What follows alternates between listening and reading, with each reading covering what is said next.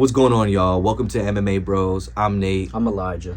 And here we talk about everything MMA and combat sports related. Everything from predictions, breakdowns, and just MMA news in general. Today we're going to be talking about UFC Fight Night, Tuivasa versus Tybura. And I'm going to get started with Shara Lampos versus Chad Anheliger. Honestly, I think Shara Lampos is the better striker out of the two of them. Anheliger stepping in on short notice too. That's one thing that leans me a little bit towards Shara Lampos. I think Shara Lampos is more defensively sound. He's a little bit of a more calculated striker, I think, in my personal opinion. Yeah. So he also trains with Matt Serra as well. So he has a pretty decent camp, I would say, all around. He has all right ground game, like when it comes to top control and also with certain takedown reverses. I've seen some of his past fights in other promotions. He has good takedown reverses. Chad Anheliger, he started 2-5, and not the greatest start, but then he's on a rise now. Now he's 12-7. He has pretty good grappling defense. So when it comes to the grappling, I believe that Chad Anheliger can actually defend his takedowns. But in this fight, it's really going to come up to the stand-up. And honestly, Chad Anheliger's stand-up it's not the greatest. It's kind of mid. He's a little slow. And I'll give Char Lampos this one, mainly because he has a good leg kick, decent power, and pretty decent hand speed as well. Yeah, and I got to agree with you. I'm going with Shara Lampos by decision. Yeah. By decision. I'm going to go Char Lampos. Late stoppage, third round TKO. Okay. And then the next fight here we got, I believe it's Jacqueline and Corey McKenna. Yep. And right here, honestly, McKenna, no, this is no disrespect to her. She just doesn't show any sort of stand up to me. We watched some of her previous fights as well in her past fights, and she's a real grapple heavy type of fighter. But Jacqueline's more impressive. She does more like with the stand-up. She mixes up things much more well. And as well as her grappling, and in my opinion, I think is a little bit better than McKenna's. Okay. I kind of agree with you. The part I don't... The reason I'm going lean a little bit more towards McKenna, and the reason why, honestly, I think Amarim, technically, from a technical standpoint, I think she is better than McKenna, especially on the feet. But McKenna is a pretty big girl. She's strong. She's pretty masculine, if I'm being honest. Yeah. She has, like you said, she has bad striking, but she's very physical. So I think she's going to be able to push her up against the fence. And a lot of the times you see in women fights, they let them hold each other and they don't break it up. So I think it's going to be a lot of holding against the fence, maybe getting a takedown here and then. I think it's going to be a boring fight. McKenna wins. Yeah, most likely. Decision. Most likely. I believe, yeah. And I think the reason why I choose Jacqueline, you're right. And she does look more dominant in the grappling, but Jacqueline is more impressive. That's the only reason why I'm choosing her over McKenna. And maybe it's just because of my bias towards grappling. But I believe that Jacqueline just overall, her overall style is more impressive. So I'll go Jacqueline this decision, 3-round decision. Yeah. And I'm going McKenna decision. I think she's going to be more physical. All right. And the next one up is Josh Culibao versus Danny Silva. And this one here is interesting to me, mainly because Danny Silva's coming off of a 2-year layoff. He hasn't fought in the past 2 years. And now he's coming back to the UFC and he's fighting Josh Culibao. Thing about Josh Culibao, he actually went down a weight class. And he looks much better in what I believe. He looks more faster. He even dropped Jourdain. I don't know if that was the same weight class. I might be wrong on that. But he has great pressure. He's a tough dude. He could take a punch. And honestly, nothing against Silva. He's really fast, but he has a very sus gas tank. His gas tank, after the first round in his most previous fight, he slowed down heavily. His hand speed wasn't there. His power dropped quickly. But Josh Culibao is a dog. I believe that he can push all through those rounds. Could probably even finish Danny Silva in the final rounds, mainly because of the gas tank issue. So I'm gonna go with this one. I'm gonna go with Josh Culibao by submission or TKO. And I agree with you. I think Culibao, I think he's gonna put a good pressure on him, put a pace on him, and I think early the Danny Silva is going to do a lot better early in the fight, but I think Culibao is going to take over as the fight goes on, and I think he's going to win a decision. Yeah, that's fair.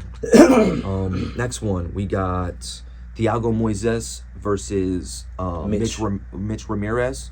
And this one's interesting to me too as well. I feel like Thiago Moises can definitely make a comeback on a guy against us, and if he put some pressure with same grappling, grapple heavy maybe because this guy he's fighting, Mitch, is powerful. If he catches Thiago, I think it's going to be lights out for Thiago, and it's just going to keep going on a steady decline for him. He has lost with other grapplers too, so.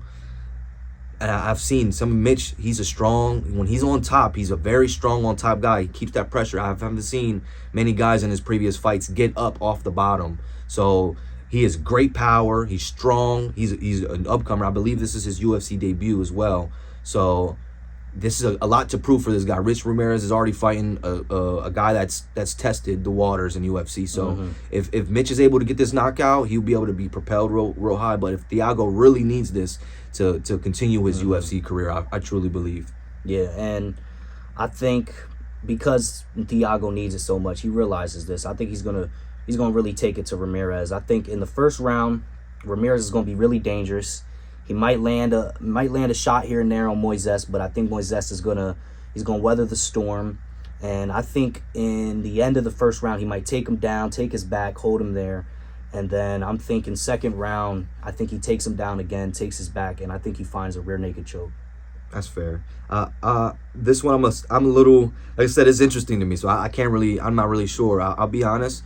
I'm gonna choose Mitch by finish, mainly because I'm more hoping for the finish. But if it gets later in the rounds and Mitch starts slowing down, I believe Thiago can win by decision. I don't think he'll win by finish TKO. Possibly he could, but if he wins, it most likely, in my eyes, I can see it by decision or submission. Okay. Next fight is Jafel Filho versus Ode Osborne. And honestly, Ode Osborne is not that impressive. He's been submitted. He got submitted in his last fight. I think he's showing that he has a hole in his game, and it's the grappling. And Filho, the good part of his game is his grappling. So I think it's pretty obvious Jafel Filho's going to take Ode Osborne down in the first round. He's going to submit him. And Filho is more of a grappler specialist too. And I see, and he's much bigger than Ode. Let's be honest. So I think the length is going to be an issue. Even if it doesn't get to the ground, the length is going to be an issue with the striking, and he's going to be able to easily piece up, throw a couple jabs and a straight, and then feint some takedowns, and eventually probably get the takedown and submit him, or even just get him against the cage, do a trip, take his back. It's very simple. I'm not trying to say it's simple, but he's very crafty on the ground. Yeah, Fialo's real crafty on the ground, and Ode, he's just not impressive. Many of his fights, he definitely. He lacks takedown. Yeah, defense. There we go. He lacks takedown defense. He doesn't really defend as intelligently when it comes to grappling. Yeah. Next fight here, Josanne Nunes versus Chelsea Chandler, and we'll say here, honestly, I believe this one's going to go to a decision. This is no offense to the ladies again. Both of these girls are Josanne Nunes seems like she's very strong. She's a very strong Brazilian Jiu-Jitsu, pretty average, or among, not average like that. I mean, when you think of your Brazilian Jiu-Jitsu girls or even just UFC MMA fighters, they're usually pretty strong in the grappling, and that's what I really see as well. Nunes is literally built like a man. She has some KOs too, so she's powerful. She got some power for some women. So, and then honestly with Chelsea Chandler, I honestly don't know too much about her. Honestly, Chelsea Chandler, she's more of a grappler, and to be real, this is a girls' fight, so I really haven't put that much effort into looking, but I have seen that Josanne Nunes has a more impressive record. Yeah. I've seen her fight before. I've seen her knock girls out before. I'm going with Josanne Nunes. Yeah. I'm going to go for Josanne Nunes too. Probably by unanimous decision. Yeah, most likely decision. Yeah, let's just get on to the next one. That one's awkward.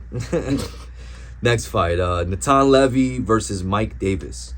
Honestly, Natan Levy is a very strong grappler as well. He's good. He's a more active fighter as well, and that's another thing. Mike Davis has been on a little layoff as well, I believe, and that's the thing. He needs a comeback. So it's been some time, and ring rust is a true thing. So to be honest, Natan Levy's been active. He's been on it. He's been winning. You know, I can't really. If I would say if Mike Davis does win, he would knock out Natan Levy. I don't think it's gonna go. He's gonna go full rounds. Like I said, his gas tank isn't really.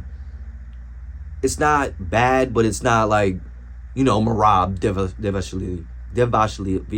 Sorry, or even someone like Kobe. So it's honestly, I think it's gonna be like a Natan Levy, like just a grinding, piecing him up on the ground through the grappling, and honestly, the ring rust is gonna bite Mike Davis in the ass, in my opinion. So the reason I don't think the ring rust is gonna have a problem with Mike Davis is he has taken long layoffs before, and I'm gonna look at his record here. He's taken long layoffs before, and he came back and would win. He has looked good after a long layoff, so I don't think a long layoff is going to be too bad for him. Not only that, but Mike Davis is more impressive than Natan Levy. You're right. I believe so too. He's a much better striker. Natan Levy is very unimpressive. Yeah, he's unimpressive on the feet, Natan Levy. He just has grappling. That's his only way to win this fight. But Mike Davis has both. He is a really good striker, really good kickboxer, and then we've even seen in his last fight he was able to out-grapple Borshev. So he showed that he has good wrestling too. That's true. So I'm gonna go with Mike Davis. I think he's gonna knock Natan Levy out in round 2. Round 2. I'm gonna go for Natan Levy round 2 submission. Okay. I believe that. I think you're right, but I think Natan Levy's grappling. You have great points. He has better stand up, and you're right. Borshev, he fought a nice fight against Borshev, and obviously he lost, but no, he won that one. Yeah, he won Borshev, that one. yeah. Okay, he won that one. You're right. He won that one, and honestly, I still think that Natan Levy, he looks stronger to me when I see his grappling, and whenever I see his actual, like, whenever he's engaging with the other person in like transition, he looks more dominant than what Mike Davis or even Borshev looks like, to be very fair to me. That's the only reason why I'll give it to him. So I think that when it comes down to it, it's going to probably be if neither one, it's going to be a close fight. If it's not going to be a finish or anything, it's going to be a close decision by either one of them, in my true opinion. I think it is going to be, if Mike Davis wins, I think it's going to be a finish. Yeah, me too. I think so. Me too. But if Natan Levy wins, it'll probably be a decision. Yeah, most likely decision. Yeah. So I'm going for Natan Levy, and you're going for Mike Davis. Mike Davis, yep. All right. I think Natan Levy has better grappling than Mike Davis, but I think Mike Davis has just enough good of grappling to be able to defend and survive on the ground. Okay. Next is Gerald Meerschaert versus Brian Barberena. This one makes me kind of sad because I love Brian Barberena, man. He's a dog. He goes in there, he puts in the pressure. He don't look like he's all ripped or nothing, but you know what I mean? He look like a dude that you meet up at a bar and he'll throw down with you if something goes down. You know what I mean? Like he's a dog. But the problem is Gerald Meerschaert does have great jiu-jitsu, and that is Brian Barberena's weakness, is the grappling, and honestly I could see Meerschaert probably subbing him in the first 2 rounds. Yeah. But if somehow by the God's grace or the will of God, if it stands up, Brian Barberena is putting Meerschaert to sleep. Yeah, for sure. And honestly, I really could wish that Brian Barberena does, because I think he's lost his past couple. Like, he's lost his last fight, hasn't he? Yeah, he's gotten out-grappled. He's gotten out-grappled a lot. Both his last fights. And honestly, we all know how grappling. Sometimes grappling can be fun, but majority of the time, whenever you got a dog like there, like Brian Barberena, that could throw heat, and he's over here getting taken down, it's just it's disappointing sometimes. Yeah, I think Meerschaert's going to submit him too. I think he's going to submit him in round 1. I think Barberena, he's very lackluster in the grappling. Yeah. Simple as that. But like you said, if it stays on the feet, Meerschaert is very lackluster on the feet. Yeah. So Barberena, if it stays on the feet, he's knocking Meerschaert out. Yeah. I think. 100%. 100%, yes. I don't think it's going to happen. I think he's going to get taken down. Mm-hmm. Next fight is Pannie Kianzad versus Macy Chiasson. Macy's a big girl. Yeah. So, well, I think that she would definitely, she could. She would be able to use that to advantage for sure.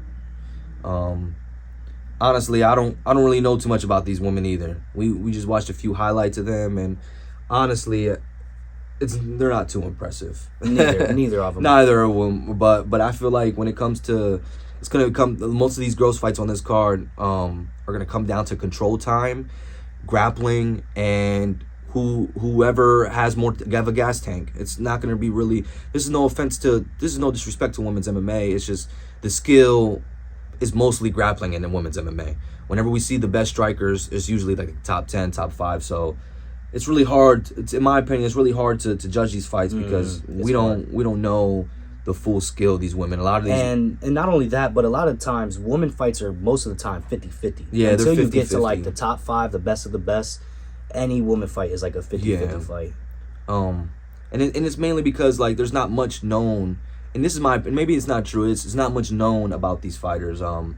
Like a lot of we've struggled finding highlights for a lot of these women's fights, and see some of even the guys' fights we even struggled. But specifically the female fights, it's harder to find full fights to break down, and so that's probably the main reason why they even struggle fighting each other, because there's no tape, there's no way to really knowing how they really fight. And it's also hard when you're trying to break down a women's fight, and all they're doing is pushing each other up against the fence. Yeah. It's like, what am I going to say? Who's better? They're just pushing each other. So Yeah. I'm going to go with Macy because she's bigger. I think she's going to be stronger. She's going to push her against a cage, similar to the last girl's fight. It's going to be boring, and I think she's going to win a decision. I'll agree. I think the same thing as well. Next one is Christian Rodriguez versus Isaac Dalgarian. Oh, man. Dalgarian looks like a upcoming prospect, if I tell you that.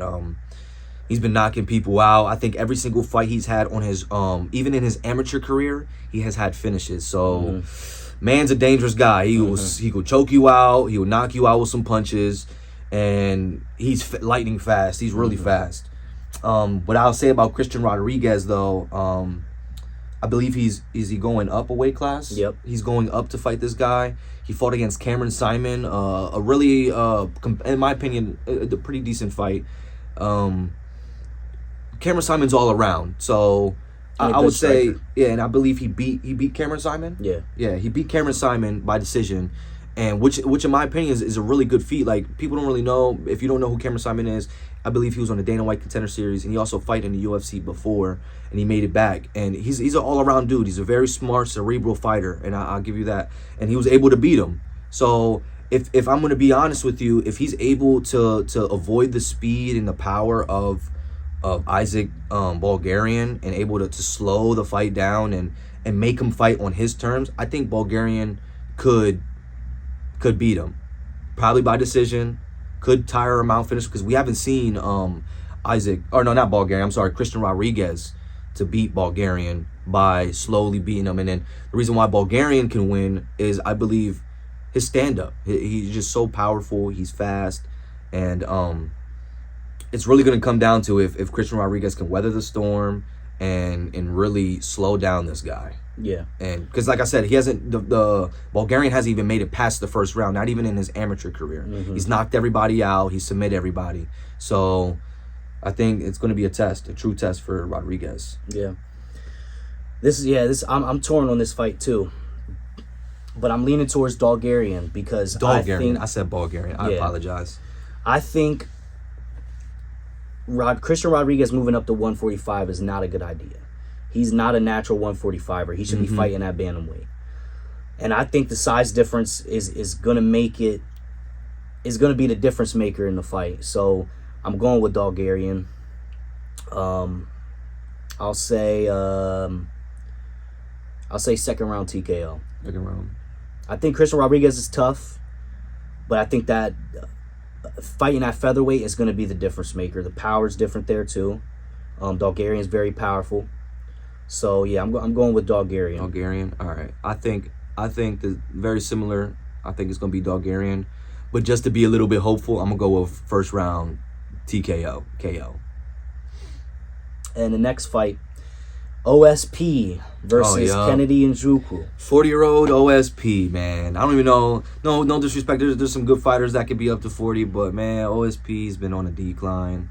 Got knocked out by Felipe Lins. He's fighting another guy that's sort of upcoming, in Choku. Like, you can say he's upcoming, and he's trying to make a name for himself. So I think it's going to be rough for OSP. OSP's slowing down, and Choku's powerful.